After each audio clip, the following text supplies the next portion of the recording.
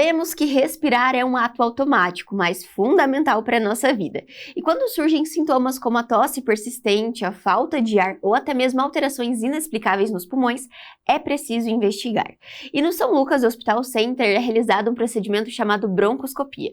E para falar sobre as indicações e como é realizado este exame, vamos conversar com o Dr. Daniel Pavan, que é cirurgião torácico. Seja bem-vindo novamente ao São Lucas 24 horas, doutor.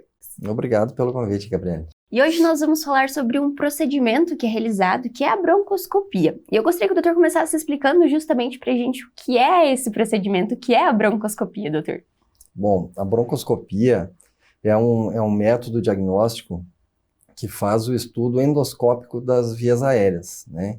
Então, fazendo uma forma comparativa, é como se fosse a endoscopia digestiva alta para o esôfago e estômago, colonoscopia para o intestino, e a broncoscopia, então, ela é utilizada para fazer o estudo da traqueia, laringe, brônquios, pulmão, né? Então, é um procedimento muito utilizado, assim, tem várias indicações, várias possibilidades de uso do broncoscópio, né?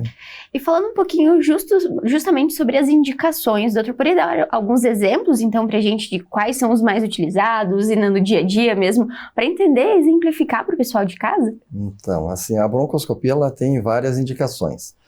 Por exemplo, uma tosse persistente, né? A gente acaba indicando a broncoscopia para investigar se tem alguma lesão dentro da via aérea, algum processo que esteja provocando essa tosse de difícil manejo. Ela tem indicação na investigação das neoplasias da via aérea, do câncer de pulmão, câncer de traqueia, laringe. Ela tem indicação na investigação de doenças infecciosas pulmonares, tuberculose, pneumonia, né? Tem indicação na investigação de doenças do próprio tecido pulmonar, nos infiltrados pulmonares, nas doenças pulmonares intersticiais. Tem indicação na investigação e na retirada de corpo estranho, né? Aspira algum tipo de corpo estranho, dente, objetos, enfim, né? Uhum. Ela tem indicação em pacientes hospitalizados na UTI, né, para aspirar secreção, né, aqueles pacientes que retêm muita secreção ou aqueles pacientes que têm algum tipo de infecção pulmonar, onde tu tem que fazer uma investigação diagnóstica de que tipo de germe está acometendo esse paciente. Então, a broncoscopia, a gente faz um lavado broncoalveolar. Ela tem sua indicação naqueles pacientes que vão fazer anestesia geral, que precisam passar o tubo orotraqueal e que tem uma intubação já sabidamente difícil. Então, esse equipamento nos auxilia para fazer essa intubação difícil. Então, é uma gama de procedimentos. E o doutor falou sobre a questão de diagnóstico e também de tratamento. O doutor poderia falar um pouquinho sobre isso? Sim, o doutor deu alguns exemplos, mas explicar um pouquinho mais sobre a questão do diagnóstico mesmo e do tratamento, e se tem diferença no procedimento ou é a mesma coisa? Tem. Assim, então, é uma forma de diagnóstico. Por exemplo, o paciente tem uma imagem pulmonar, um tabagista, então ele está dentro do grupo de risco de um candidato a uma neoplasia de pulmão, e tem uma imagem, né, uma tomografia mostrando que tem uma lesão acessível por via broncoscópica. Então a gente faz a broncoscopia, vê a lesão e faz uma biópsia dessa lesão, né? Então aí tu vai fazer o diagnóstico desse tipo de neoplasia. O tratamento, por exemplo, um paciente que ficou entubado por muito tempo, foi retirado o tubo e ele começou a ter dificuldade respiratória, estridor, ele pode estar desenvolvendo uma condição que se chama estenose traqueal, né? Uhum. Então a broncoscopia serve para fazer o diagnóstico, né? Faz a broncoscopia, vê que essa via aérea está com alterações anatômicas sugestivas de estenose, e aí tu pode fazer procedimentos endoscópicos com o objetivo de dilatar essa estenose e permitir uma ventilação mais adequada, pelo menos temporariamente.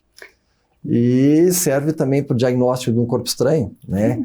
Uma criança que vem tossindo, né, não tinha história de asma, não tinha história de doença pulmonar e começa com um chiado no peito, tosse, e não sabe se ela aspirou alguma coisa ou não. Muitas vezes tu pode fazer um exame de imagem, não aparece, Então, aí tu faz a broncoscopia, tu vê o corpo estranho, faz o diagnóstico e tu já retira ele. Então, já faz o tratamento da condição que ela tem. Em um único procedimento. E quando a gente está falando sobre a questão da endoscopia, é importante a gente falar também sobre como é essa endoscopia, né? O doutor deu o exemplo do caso da endoscopia digestiva, mas no caso o aparelho é um pouco diferente, doutor. Quais são as vias que o doutor comentou que são utilizadas também para broncoscopia? Então, é um aparelho diferente, né? Ele tem, como a via aérea tem um diâmetro menor, né? Então, é um aparelho mais fino e existem aparelhos para fazer endoscopia, broncoscopia em neonatologia, em crianças um pouco maiores e depois em adultos. O exame geralmente é feito por via nasal, né? Mas ele pode ser feito por via oral, às vezes ele é feito pela traqueostomia, dependendo da condição do paciente. É um exame feito ambulatorialmente, muitas vezes, né, nos pacientes de consultório, vem, faz uma sedação, dorme, faz o exame, acorda e vai para casa no mesmo dia. Então justamente essa questão é necessário, então, uma sedação, uma anestesia ali para não ter nenhum desconforto. Exatamente. A via aérea é muito sensível, né? Então, qualquer coisa que toca na via aérea dá muita tosse. Então, o paciente fica muito desconfortável sem sedação. Tem que ser feito com sedação. O doutor comentou anteriormente na nossa conversa sobre a questão da tosse, né? Muitas vezes um sintoma, mas ela é justamente um sintoma que às vezes a gente se incomoda, mas ela é muito importante para justamente ligar aquele sinal de alerta de que alguma coisa não está certa, né, doutor? Sim. É um instinto natural do nosso corpo ter e pode ter as maiores motivações. Doutor, poderia explicar um pouquinho sobre isso também? E quando a broncoscopia vai auxiliar nesse sentido? Então, assim, a tosse, na medicina o capítulo sobre tosse é bastante extenso, porque a investigação de tosse é muito grande. Por vezes, o paciente com tosse no consultório, tu resolve na primeira consulta, bem tranquilo. Por vezes, vira um relacionamento de longa duração, porque pode ser uma queixa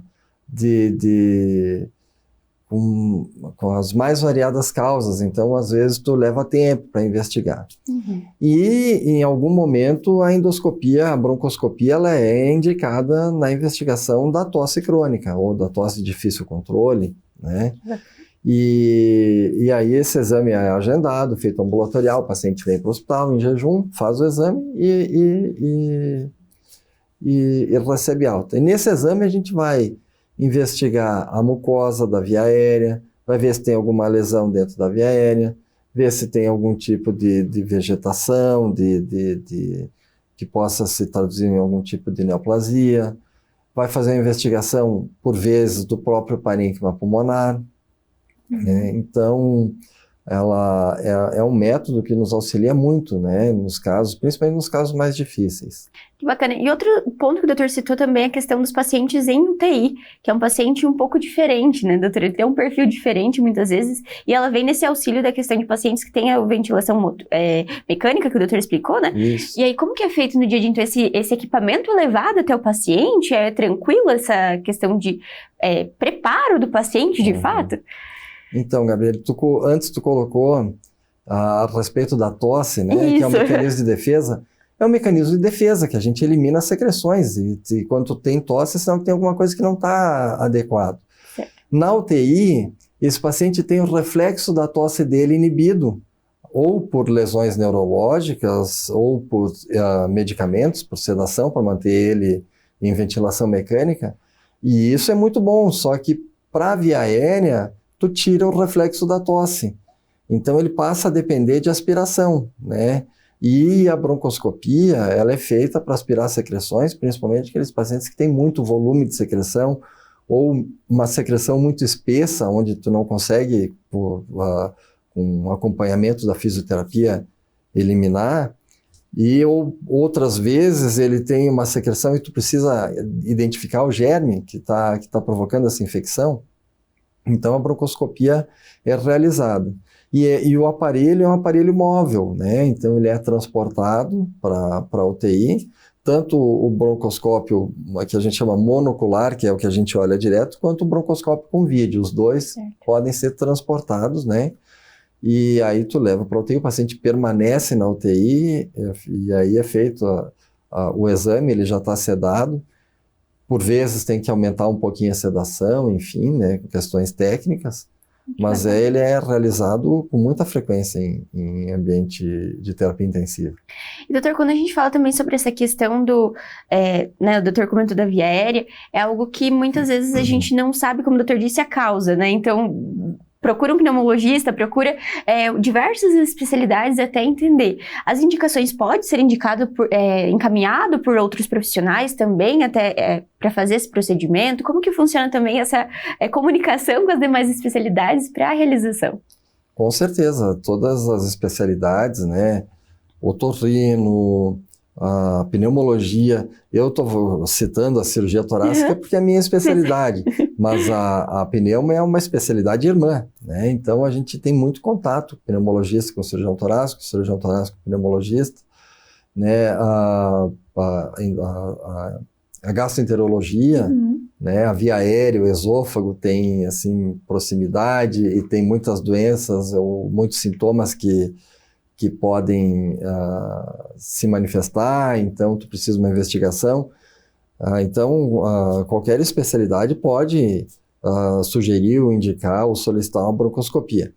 Óbvio que a gente costuma avaliar esse paciente antes no consultório para ver as indicações, para ver as contraindicações, né, ter uma noção daquilo que tu vai fazer para não ter surpresa com o paciente, né, nenhum. Então tem que fazer uma avaliação antes. Importante. E falando um pouquinho sobre essa questão das contraindicações, doutor, quais seriam elas, então? Qual paciente que não pode fazer esse procedimento? Assim, é uma balança. A gente tem que ponderar o risco que ele corre com a patologia que ele tem e o risco que todo exame oferece, né? Certo. Mas, assim, é um exame de baixo risco. Os pacientes de maior cuidado são pacientes que têm doença coronariana isquêmica, principalmente que tiveram infarto há menos de 6 meses, né? Aqueles pacientes que têm doença pulmonar obstrutiva crônica, enfisema pulmonar, e que são dependentes de oxigênio. Então, como tu está dentro da via aérea, tu vai competir com a oxigenação. E óbvio que a gente ventila o paciente, recupera a oxigenação dele durante o exame. Só que tem pacientes que, pela doença pulmonar, eles têm uma demora muito grande para recuperar a oxigenação. Então, esses pacientes a gente tem que ter muito cuidado, né? Certo. E tem outras condições, dependendo do tipo de lesão que tem. Um paciente que tem um tumor muito grande, por exemplo, na traqueia ou na bifurcação da traqueia com os brônquios, que se chama carina traqueal. Essas lesões, às vezes, se tu biopsiar, se tu mexer nela, ela pode edemaciar e levar o paciente até a insuficiência ventilatória. Então, são condições que tu tem que ter cuidado. Mas não é uma contraindicação. Aí é um cuidado que tu deve ter, porque a lesão na via aérea é uma indicação. Certo. Né? Só que tu tem que ter esse cuidado. Então, assim, resumindo, basicamente, são aqueles pacientes que têm um risco coronariano, né? Certo. E aqueles pacientes que têm uma doença pulmonar grave, onde tem uma oxigenação baixa e com refratária ao oxigênio, com o que demora para recuperar a oxigenação. Então, é um cuidado a mais que tem que ser olhado para esse paciente, mas de modo geral, então, qualquer pessoa que precisar fazer o procedimento pode realizar. Diferente de alguns casos que a questão de diabetes e outras doenças tem algumas complicaçõezinhas, mas nesse caso não faz tanta diferença. Não, até para o diabético a gente faz muito exame, porque eles têm, a imunidade deles é um pouco comprometida, então eles têm doenças pulmonares infecciosas sem diagnóstico, oportunistas, né? E que tu faz a broncoscopia justamente para fazer o diagnóstico da patologia que ele tem, né? Doutor, falando um pouquinho mais sobre a questão de procedimento, então o São Lucas realiza, o doutor realiza esses procedimentos aqui no São Lucas, e o doutor explica um pouquinho antes de que o paciente vem, ele se prepara e depois ele já é liberado, mas eu gostaria que o doutor explicasse também sobre a questão de suporte mesmo estrutural da equipe para acolher esse paciente. Então, são pacientes desde criança, como o doutor disse, até pacientes que estão no leito de UTI, e como que é todo esse acompanhamento também desse paciente? Aqui o hospital tem uma equipe muito treinada, tem um protocolo bem estabelecido no setor de endoscopia, né? Então, o paciente vem no setor na recepção do hospital de internação, é conduzido lá para a endoscopia, lá ele é preparado na sala de pré-exame, né? Aí depois ele vai para a sala de exame, é sedado, feito o exame, recuperado na sala de exame e volta para uma sala pós-anestésica para fazer aí a recuperação, acordar bem, aí ele vai tomar um chazinho, comer alguma coisa. Então o hospital tem todo um sistema, um protocolo de atendimento muito eficiente. Bacana. E pensando nessa questão de tempo, quanto tempo geralmente dura esse procedimento, doutor, no paciente que ele fica nesse período ali sedado, até depois ele poder ir para casa? Isso varia, né? Porque tem exames que são muito rápidos, né? Eu costumo brincar que demora mais preparar o paciente do que fazer o exame. Então, a média da broncoscopia é em torno de 20 minutos, meia hora. É bem tranquilo. Alguns, quando tu tem que fazer um procedimento endoscópico, aí ele demora mais. Outros é só tu fazer uma avaliação, né? Fazer um lavado broncoalveolar. É um exame mais rápido. Então varia, né? Mas é assim, em média, 30 minutos. Mas tem o período de chegar, ser preparado, ser anestesiado, fazer o procedimento, recuperar da anestesia, estar em condições de ser liberado, né? Então tem assim, o tempo é o mesmo tempo da endoscopia, assim, o tempo de permanência no hospital. Isso é bacana para a gente entender, de fato, o contexto, né, desse exame. E, doutor, quando a gente fala sobre essa questão das vias aéreas, também está muito relacionado, que nem o doutor disse antes, à fisioterapia. E no caso dos pacientes que precisam de um tratamento, de acompanhamento, ela também é um auxílio nesse paciente, então ele fez a broncoscopia, recebeu um diagnóstico. Esse trabalho em conjunto das equipes também funciona no dia a dia na prática, doutor? É fundamental, funciona muito. Funciona muito. E no caso, o doutor comentou sobre a questão da UTI principalmente, mas pacientes, então, depois da broncoscopia, voltam para o consultório para dar continuidade, no caso de uma lesão no pulmão, como que funciona esse também pós-procedimento, né? Acompanha com o mesmo médico que fez o procedimento? Como que seria? Geralmente acompanha com o mesmo médico, né? Então, eles... como é um método, muitas vezes, diagnóstico, tu vai ver o que tu vai fazer com esse diagnóstico. Então, assim, se esse paciente foi atendido por demanda espontânea por mim, ele vai voltar para eu acompanhar.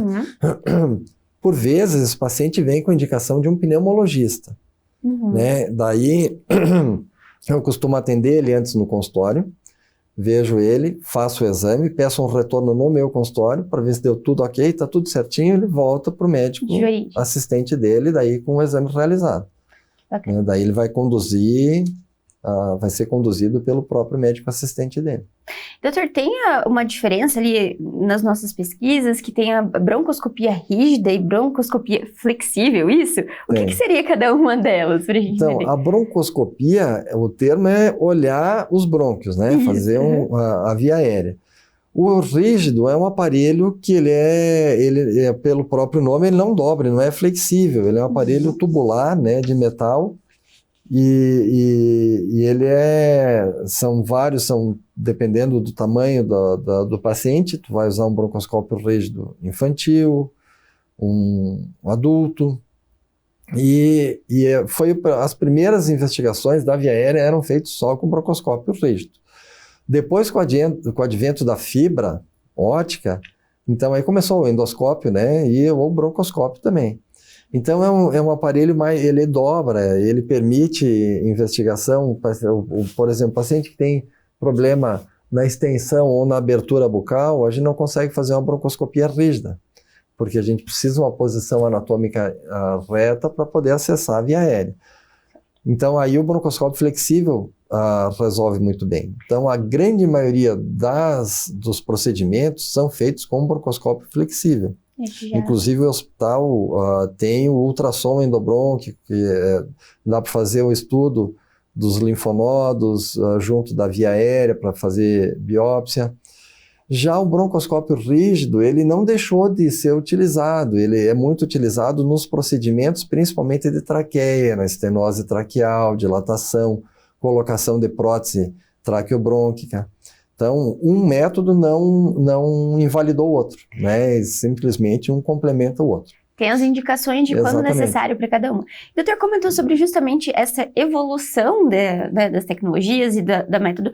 E o doutor, falando um pouquinho da história, ele é utilizado há bastante tempo, então a broncoscopia faz parte da rotina do cirurgião torácico também há bastante tempo. Como que foi isso também? Então, o estudo da via aérea já é de muitos anos, né? Nos anos 60, se fazia então broncoscopia rígida, né? No início dos anos 70, que se começou a fazer, no final dos anos 60, início dos anos 70, começou a broncoscopia flexível, né? Então, é um método que veio para ficar, né? Eu diria que ele revolucionou o estudo da via aérea, né? Tornou muito mais prático, muito mais viável, aumentou as indicações, né?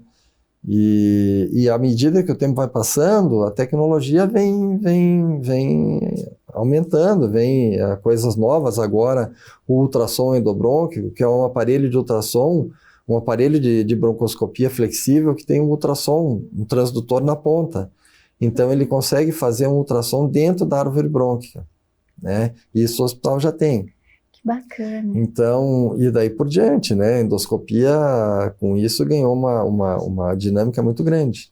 É uma evolução constante, né? Que a gente fala sempre aqui, que é sempre em busca do que há de melhor para o diagnóstico e o tratamento desse paciente também. E essa questão do ultrassom, doutor, ele é feito no mesmo procedimento ou é diferente um pouquinho? É um procedimento diferente. O aparelho é diferente, o procedimento é diferente, cuidados, porque daí ele é mais invasivo, né? Entendi. Então, é uma técnica diferente, né? E que auxilia também nessa questão dos diagnósticos. Sim, então, complementa ainda mais para o profissional, para acompanhamento desse paciente. Doutor, um pouquinho antes da gente encerrar a nossa conversa, eu gostaria que o doutor falasse, então, quando que o paciente ele deve ligar aquele sinal de alerta, não só porque muitas vezes a gente não sabe que a gente vai precisar realizar esse procedimento em específico, mas quando olhar para o nosso corpo e falar, opa, peraí que tem alguma coisa de errado, tem que procurar o especialista para avaliar e, né, quando surge a necessidade de fazer esse tipo de procedimento. Bom, assim, é um exame muito específico de área, né? Quem convive mais com esse exame é o cirurgião torácico e o pneumologista, né? E as outras áreas também acabam solicitando, mas não com uma frequência tão grande. Então, o paciente ele vai inicialmente procurar o seu médico assistente, né? Ele vai lá com a queixa de tosse, ele não sabe assim, eu preciso fazer uma broncoscopia, né? Ele sabe assim, eu preciso resolver a minha tosse, né? E aí ele vai procurar o médico dele, né?